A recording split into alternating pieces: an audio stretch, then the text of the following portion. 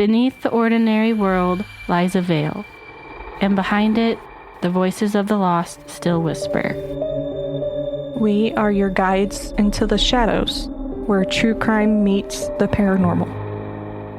From chilling crimes to haunted histories, we uncover the stories that refuse to rest. This is Veil of Echoes.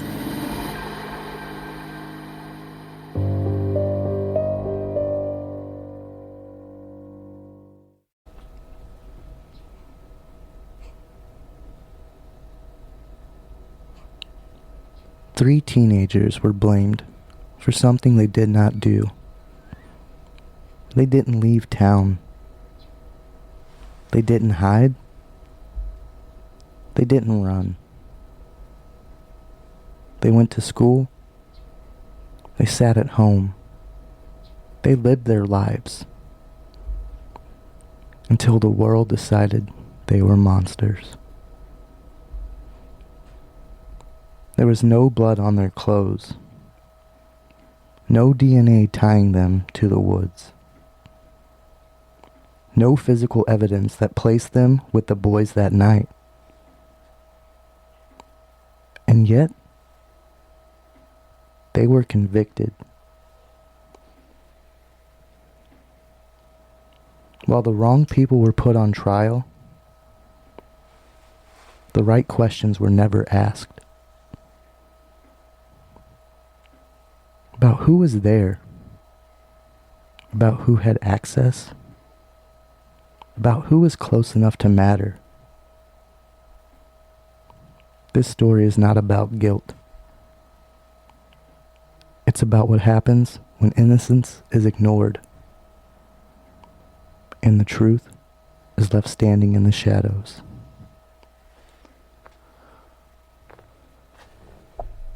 This is episode 36, The West Memphis Three, Part 3.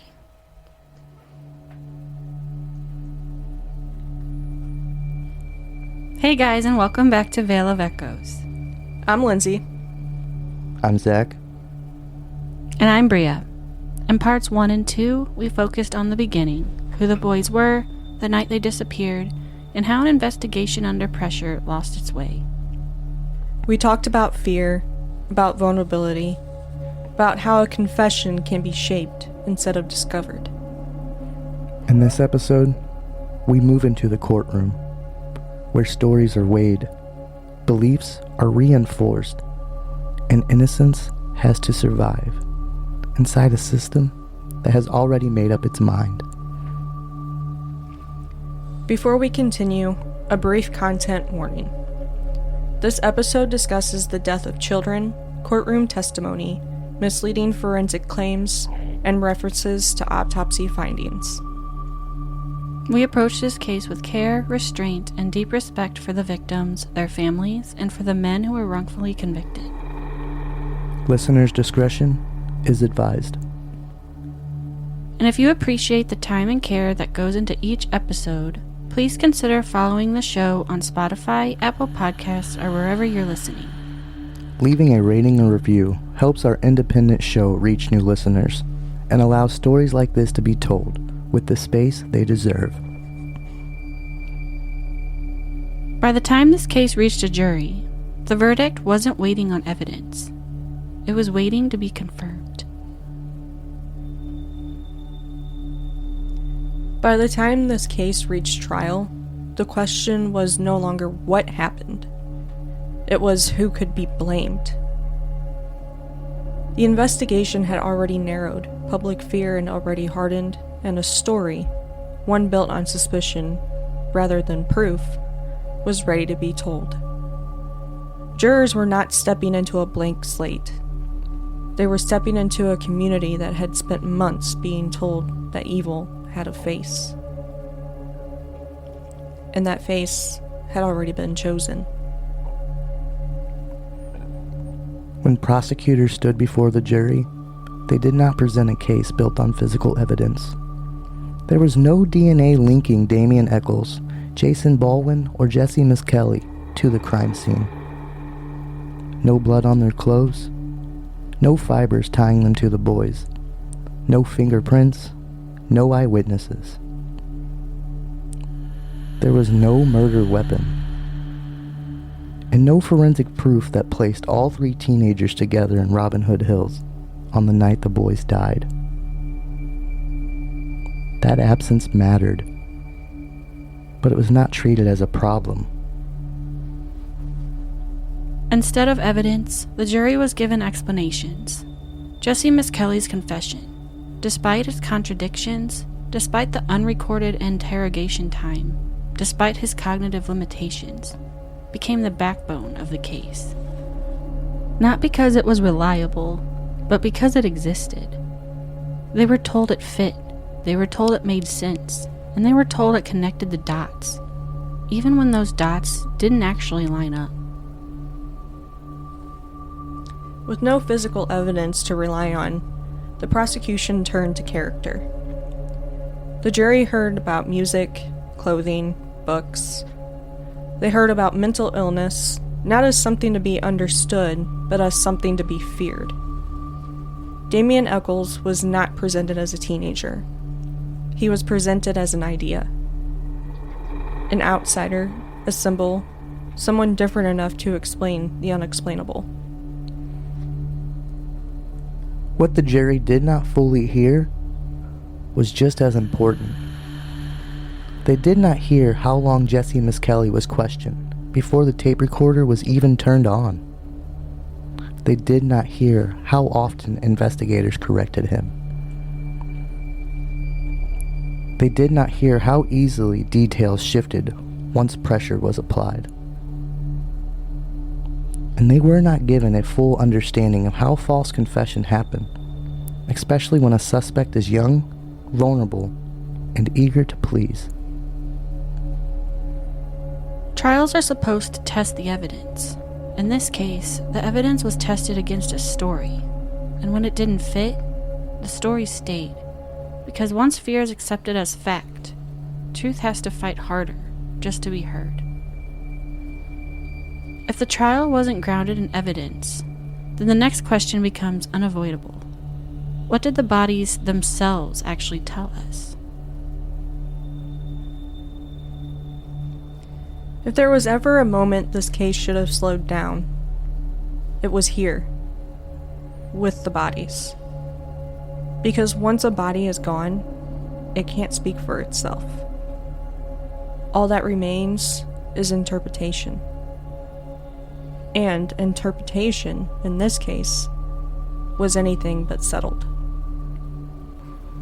There is one thing no one disputes. The cause of death was not the same for all 3 boys. 2 of the boys died by drowning.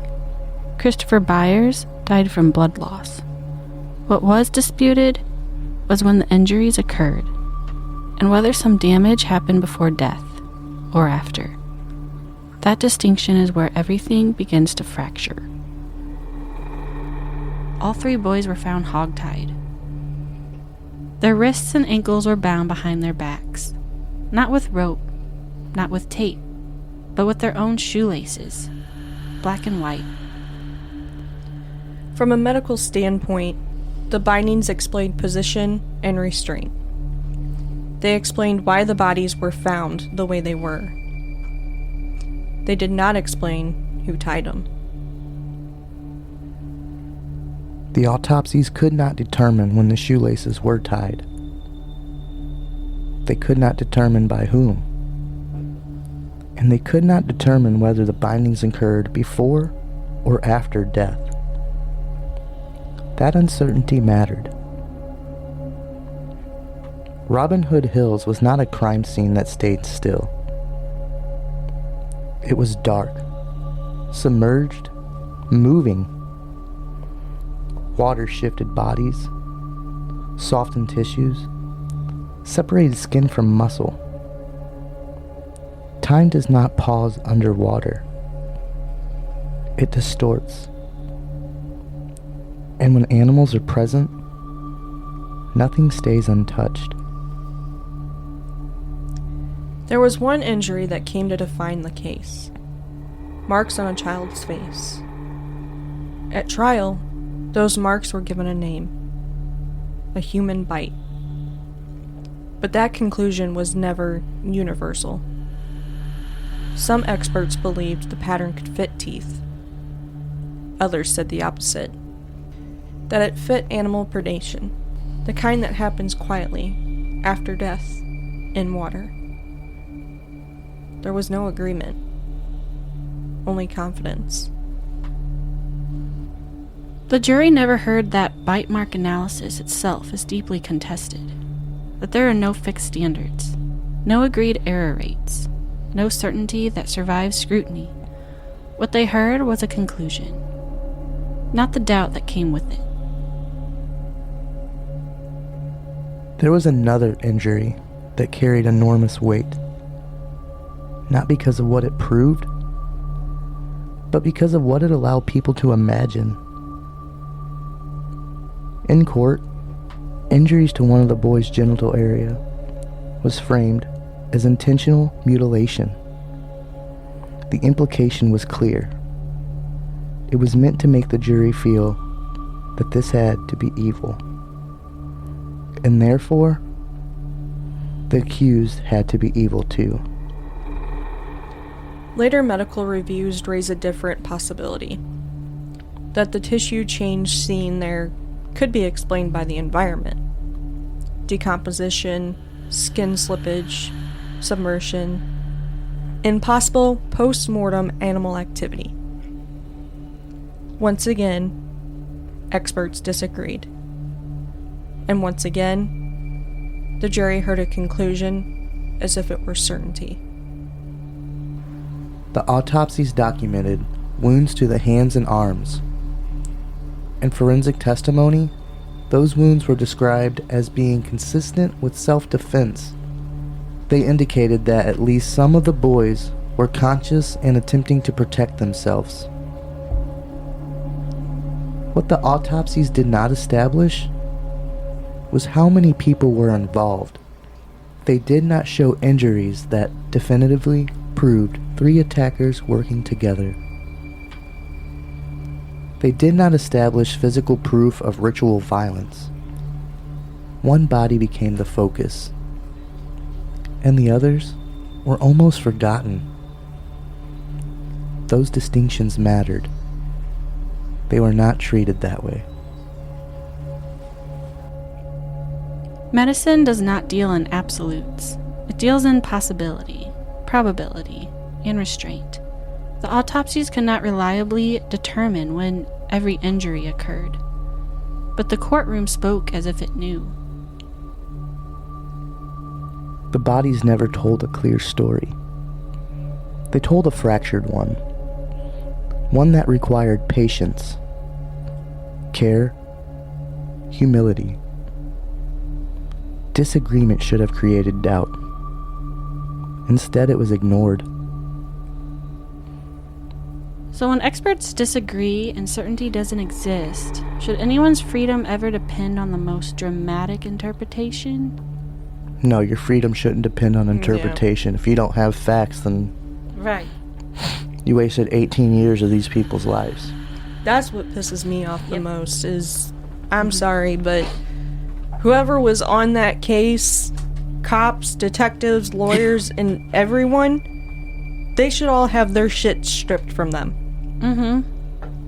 Like, if you don't have definitive evidence, it's like they always say, the whole guilty until proven innocent. Like, no, that doesn't work in this case. Like, these boys were innocent, and because, once again, society based it on what they look like. Yep. I'm just like... It was a Christian town. Yes, the small town religious beliefs. And, you know, just DeSoto's like that. It's a small Christian community. I walk up in there dressed like, you know, wearing the shit that I do, but they never, you know, they don't look at me like, oh, there's something wrong with you. It's like when I went to high school, the stuff that I listened to, I got made fun of. Now people listen to it all the time. Yeah. It's usually how it goes. But it's like, these 3 boys, they deserve, like, money. They didn't even get that. And they deserve that. They do. I mean, I feel so bad for them. just because... And there was no evidence that tied them to the scene. That's just because how they looked. Oh, well, we need to find someone. they're satanic because they listen to heavy metal. That's what it seems like, though. It's like their small-town religious beliefs led to a sloppy investigation, which led to 3 teens being wrongly convicted for 18 years. Like, who gives a fuck what they listen to? Who cares? Almost 40 when they got out? They were released in 2011. Because the oldest one was 18 when they all went to prison? Yeah, Damien was 18. And they served 18 years, so he would have been about 36, Jason 37. was 16, and Jessie God, was 17. that's still... I mean, I just turned 34. That's still 3 years that they'd be in prison. Yeah, that's... To me, that state owes them. Oh, yeah. The state itself owes them. That's ridiculous. If that was me, I would be going after whoever I could, because you just threw me in prison without factual evidence. Yeah. False beliefs based on personal appearances. Like, do I have people that in my family that look at me and they're like, what the fuck happened to her? Oh, I guarantee it. Like my grandmother. You know, she's like, I don't like the tattoos. I don't like the stretched ears. My grandma was the same way. But I understand that was their Right. time, their day and age, and, with how stuff is nowadays. Exactly. It's like, you should never judge a book by its cover especially when it comes to, like, the metal community. Mm-hmm. Because they're some of the nicest people you would ever meet. Oh, yeah. Definitely. I'm like... Well, that's what we were saying on part 2. Like, well, we would be screwed if they... Yeah, that's what I was like, man, I'd be fucked. The lead singer Cannibal Corpse does a toy drive like every Christmas. Yeah, people don't look at that because they see, they hear the name Cannibal Corpse. Yeah. You kind of know what that's going to be geared towards. A lot of those guys are so against cruelty that they're like full-time vegans and been that way for a decade. Yeah. Like, even my mom will look at me every once in a while and say, this is not what I envisioned when I had a girl. Mm-hmm. It's like, I envisioned dresses and all this kind of cutesy stuff. And she goes, and you're over here dressed in black. Well, guess what? I like black. I like my concerts. I like my concert shirts. I like my stretch ears. Yeah. Sorry. There's nothing Don't know wrong what with else that. to tell you. Exactly. But do not judge me just because I have that shit. Well, that's the problem, though, People do. It's stupid. It's like, no, go judge the person that's probably sitting in the 3rd pew at church judging somebody. Yeah, exactly.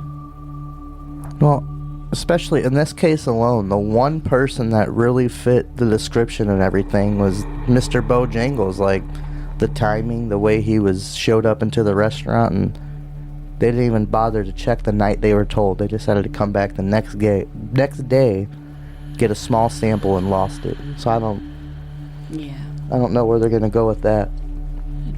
It's a big fumble. There's so many things that should have been done right in the moment that they waited for. Well, you know what's funny, though? What you were saying earlier about Bojangles and how he was, like, the closest description or whatever. It made me think of Mr. What's-It. Mm-hmm. Yeah. Because,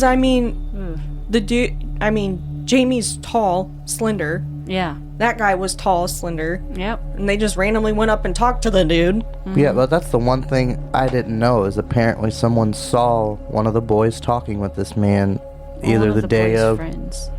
Yeah, one of the boy's friends saw the boy talking to this man and trying to get him in his vehicle and take him home either the day of or the day before. They ended up missing. It's like, if I would have saw somebody that, like, obviously this kid doesn't know this man. I'd be like, hey, there's somebody out there talking to kids. Be like, hey, by the way, there's this creepo here. Mm-hmm. Yeah, but that's just, he said, she said thing, but... There's always that moment. It's always the But he it makes said, she sense. said It's just thing. weird how he matches the description. And we definitely know in this case it's a big he said, she said, because what's-her-name came forward with a whole story to tell, and none of it was true. It was all fabricated, and she came out 18, 16 years later saying that she was telling a lie, trying to get money because she thought there was a reward. Like, come on now. Yeah, I know. It sucks. No one wants to do anything to be a good person anymore. If there's no money involved, they don't care. No. When the bodies couldn't provide certainty, the case leaned harder on forensics. So next, we need to look at what was left, and what was asked to carry the weight of a conviction.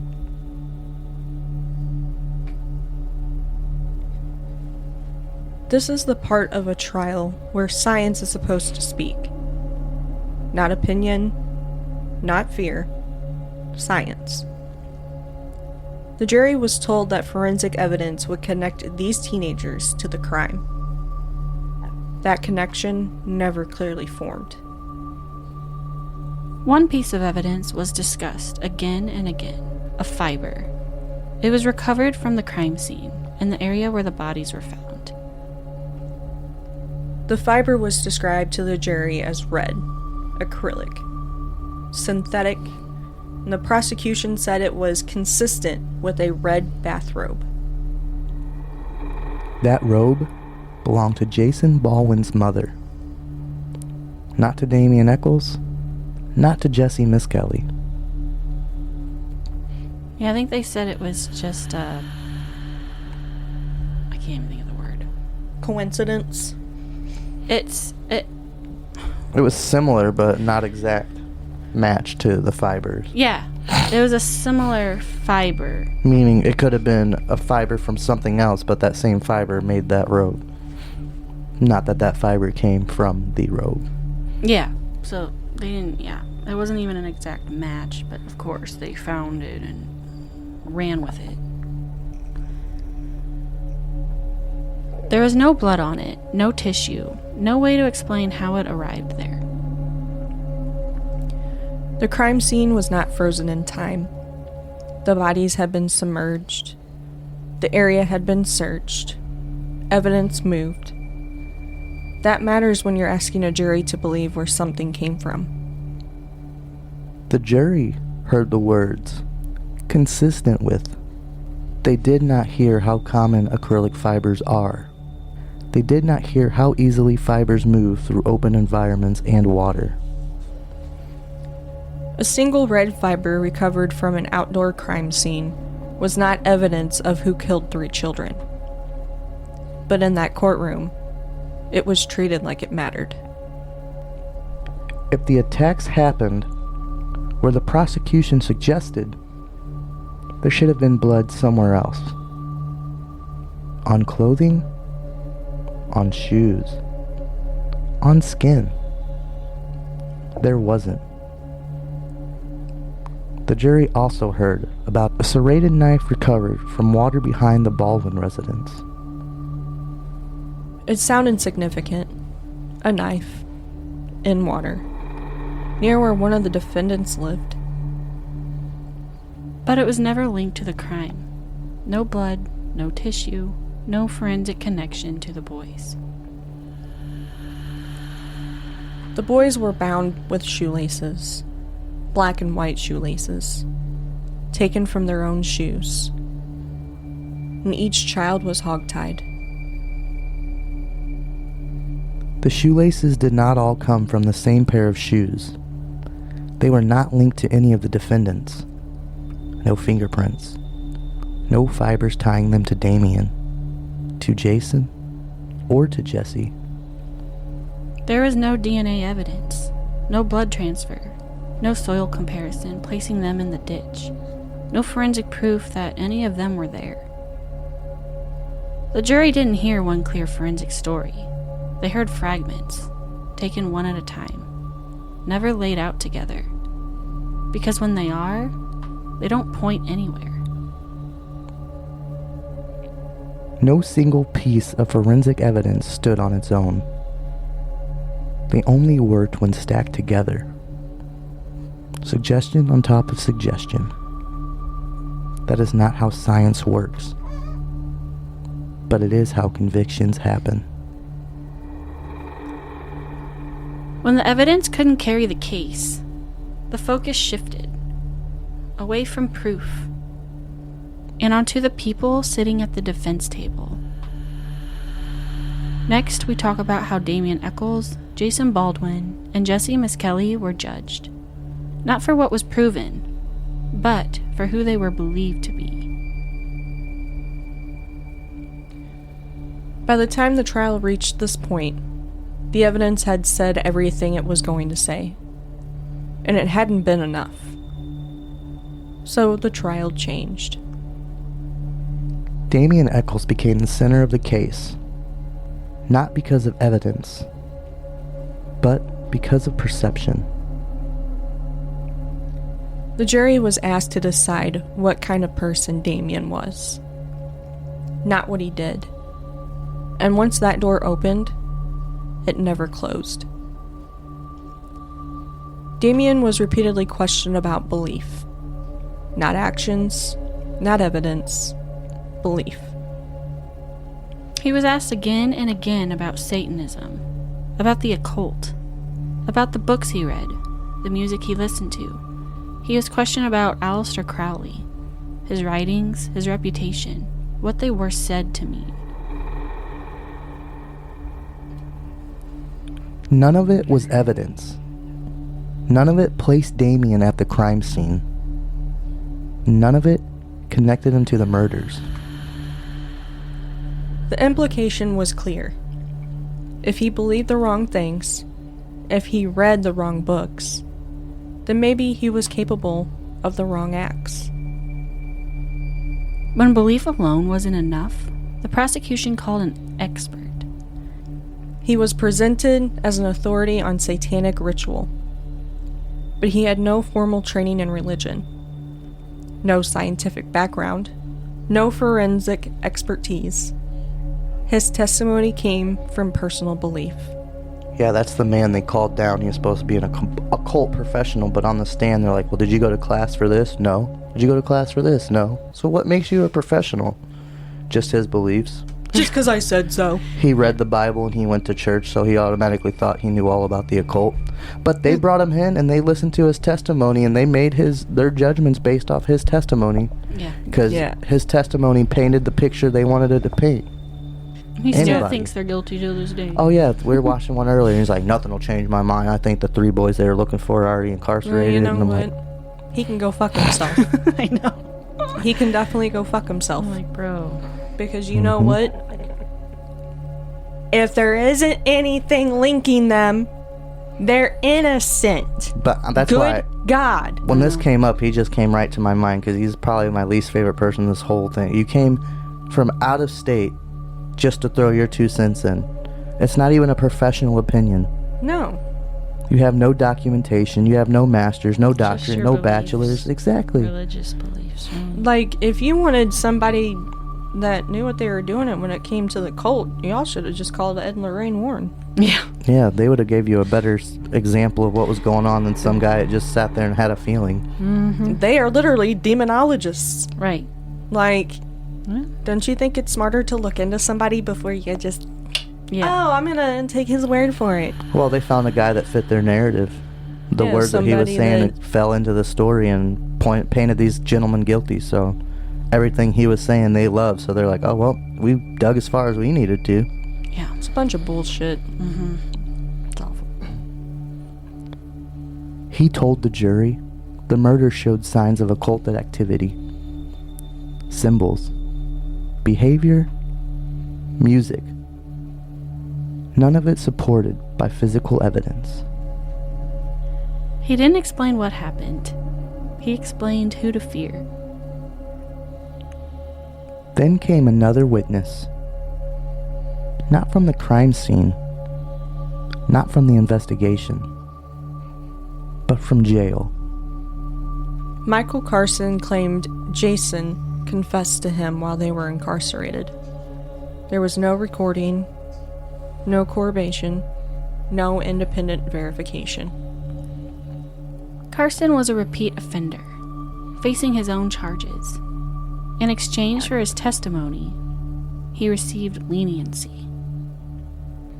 Jailhouse informants are among the least reliable witnesses in criminal trials. But the testimony stayed.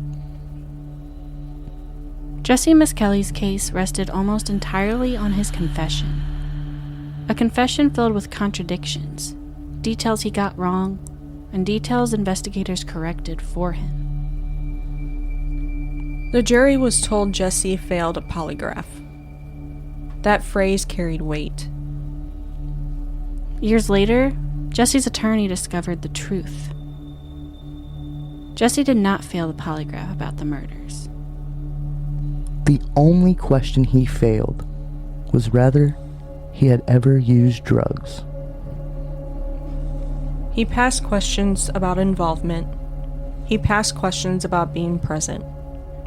He passed questions about harming the boys. But the jury only heard failed polygraph, not the context, not the truth. Jason Baldwin was convicted by proximity. No confession, no physical evidence, just association. By the time the jury deliberated, they had heard belief treated as expertise, self-interest treated as truth, and absence of evidence treated as implication. The question was no longer, did they do it? It became, do we believe they could? The verdicts came back. Guilty. But the punishments were not the same. Jason Baldwin was sentenced to life in prison. Jessie Misskelley received life, plus 40 years. Damien Echols was sentenced to death. He was the only one the state decided should be executed. Not because of new evidence, not because of greater proof, but because he had become the face of the case. One teenager was sent to death row, based on belief, not proof. 3 teenagers were sentenced, not on what was proven, but on what felt believable in a room full of fear. This wasn't a failure that happened all at once. It happened piece by piece. So if a trial is driven by fear, and belief is treated like evidence, how many lives can be destroyed before anyone stops to ask whether justice was ever the goal? I mean, everyone would be fucked. I know. I feel like this happens a lot more than it should. Oh, yeah. Way too much. I mean... And it's all for the police and investigators to police the community. They're not really doing their job. It just gets me because, again, there was no evidence linking them there. Well, we're just lucky he got out before he was actually executed, because there's probably many people falsely accused and committed and were sentenced to death, did end up getting murdered, and... Oh yeah, definitely. There's still people out there living off the fact that they killed someone and someone else paid for it. Yeah, It's somebody sad. else took the blame. It's awful. And again, goes back to what they said in the trial, the music that they listen to, the way they dress. It's almost laughable, though. Like, really? You're losing that as a... I'm like... The one thing I always tell her that makes me laugh is when Jason met Damien introduced him to Pink Floyd and U2. 2 bands that have nothing to do with being violent, murdering people, and doing occult shit. I was about ready to say. And Jason is the one who introduced him to Metallica. That was his music. That's the stuff he liked listening to. They saw Damien and they're like, alright, we're all putting it right here. Just because his hair was a little darker, his clothes were a little blacker. They all wore black clothes, though. I know that, but for some reason, they just didn't like Damien. There's something about his appearance they were afraid of. And that was another thing. They sentenced him to death. And the other 2 got life. One got Which is life, all and messed one got up, life but- plus 40, but... Yeah, you know, that's the one thing I hate is when they do life plus another life term. I It's know. like, what? Why? Just say you're gonna fucking die in here. I know, right? Like, come on, don't get up here and go, well, we're gonna give you life in prison plus 15 years. What the fuck am I gonna do with 15 years? And you know Yeah. what's Gonna be sad fucking dead. is what Jason said he was beat up in there every He day. had his It's nose fucked broken, up. had his teeth And knocked he out. didn't do anything. All because the people in there believed that he was a child murderer and beater. Yeah. An occultist. Yeah. Sitting here without any proof or evidence convicting Yeah. children still. I mean, yeah, he was 18, but they haven't even started their life yet. No. And there's no physical evidence. Again, there's no evidence. Not physical or anything. There's only speculation. That's Right. it. Speculation. This is all talk. This is all fables and fairy tales this town is telling each other that got these boys convicted. Like, well, he lives in a trailer. His parents ain't that good. He's not really close with his mom. He killed these boys. And if you ever notice, it's always the loners that they do it to. Yeah. That's why they pinned him out, because the other two, like, they seem to have more normal home lives than Damien. And they're like, well, this one, he has a little rougher of a home life. Because, yeah, he lived with his mom, but he mentioned many times they were not close. Yeah, I mean, and you can just see that just from Eddie Munson off of Stranger Things. Mhm. Yes, I exact. mean, he lives with his uncle. He has nothing to do with parents. Mm-hmm. It's like, so I can understand why they would, put the blame on him, because it's, oh, this kid, he's probably been raised shitty, so guess what? We'll just throw it on them. Yeah, We'll he just listens throw all to the blame on them. Metal music, and he wears Yeah. black, and he plays D&D. And it's like, to me, like, I understand metal music. Some people do find it, not appeasing, because some of it is very dark. Oh, look at ICP. Well, apparently, Fuck that. what did you say, Zach? Well, they apparently do charity stuff too. They're one of the biggest charity providers in their hometown. You just Like- would never think that, because That's Well, cool, that's- but I ain't no I know. juggalo. I had no idea they were musicians until I played the backyard wrestling, and then they had their soundtrack on there. I was like, I had no idea these guys did music, and still, I mean, I'm not a fan of their music, but I love the wrestling game. And yeah, like, what is it, Psycho Sam? Oh God, that guy. Yeah. Oh These- yeah, I forgot about him. Who killed that girl he met online? I forgot 'Cause about she that didn't, one. She ended up thinking he was weird, and then he killed a whole family. 3 teenagers were convicted. One of them was sentenced to die. The trial was over, but the story wasn't. Next, we look at what the courtroom never touched. The evidence that was ignored. The questions that were never asked. Next Monday, we continue with the West Memphis Three, Part 4. This isn't where the truth ends. If this episode stayed with you, please consider following the show or leaving a review. It helps stories like this reach the people who need to hear them. This Friday, we stay in Arkansas, at a place where history never checked out, and the dead are said to still walk the halls. The Crescent Hotel. Until then, keep your ears open. And the veil closed.